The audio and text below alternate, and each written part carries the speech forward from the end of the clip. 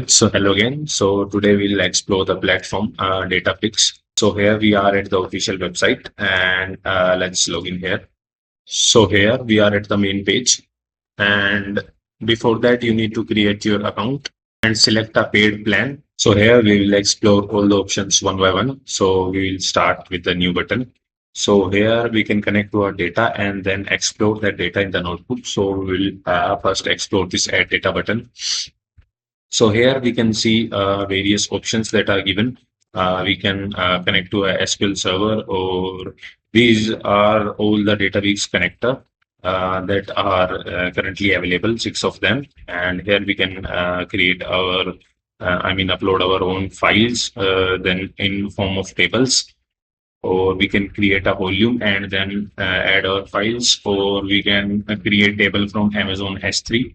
That is basically a service of AWS. We have other connectors that we see on our day-to-day lives. We can connect in OneDrive, Google Drive, Jira, GitHub, and webhooks. And at last, we have our legacy products option, where we can upload our files to DBFS, but this is not recommended as of now. Now we come to notebook, and notebook is this is just another thing like Jupyter notebook, where you can write your code in cells and see the results in the background. So here you can run anything. Like if I try to write something like in Python, so I click on run. So here it shows me the output, and this is a very basic example. I can add and see a few other very basic things. This is just like a code editor.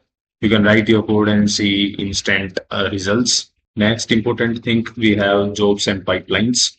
So we first create pipelines. Pipelines are basically a designed flow of our code that is mentioned step by step, and a job is something that we call as scheduling. We specify the frequency, the time period, and then create a job that will run at the specific frequency and the time. Here we have in the menu SQL related options. So this is SQL editor. So whatever data you have uploaded till now, you can query that using this SQL editor. So you can type your SQL queries here and then run them from here, and you will see your results. And we have the queries section. So here you can create a query, run it, and then can store the results. So this is another option available to you. And similarly, we have various AI and ML options here. So here is something called playground. Here you can explore various things. Like this is the current models available, and this is the GPT OSS 120B.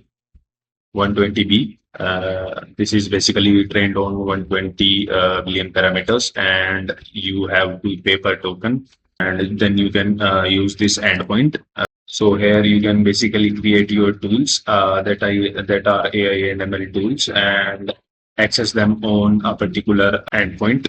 So here you can see various options, and for the evaluation you have AI judge and synthetic question generation.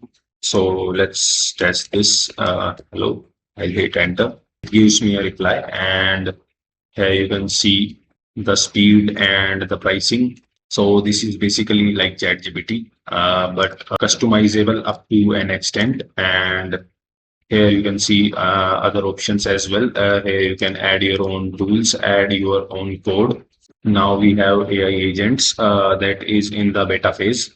So here you can build your own AI agents based on your need. You can create your own custom LLM.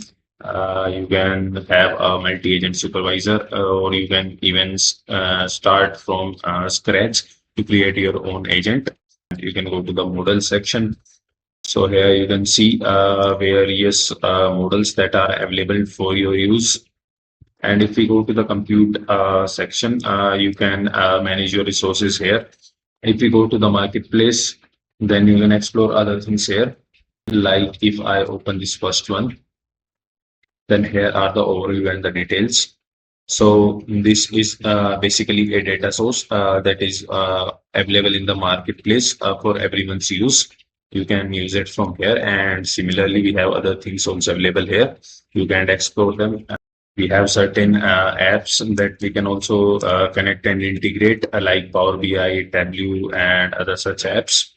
Here we have openly available models that you can use or on paid basis, and these are something on branding that you can explore.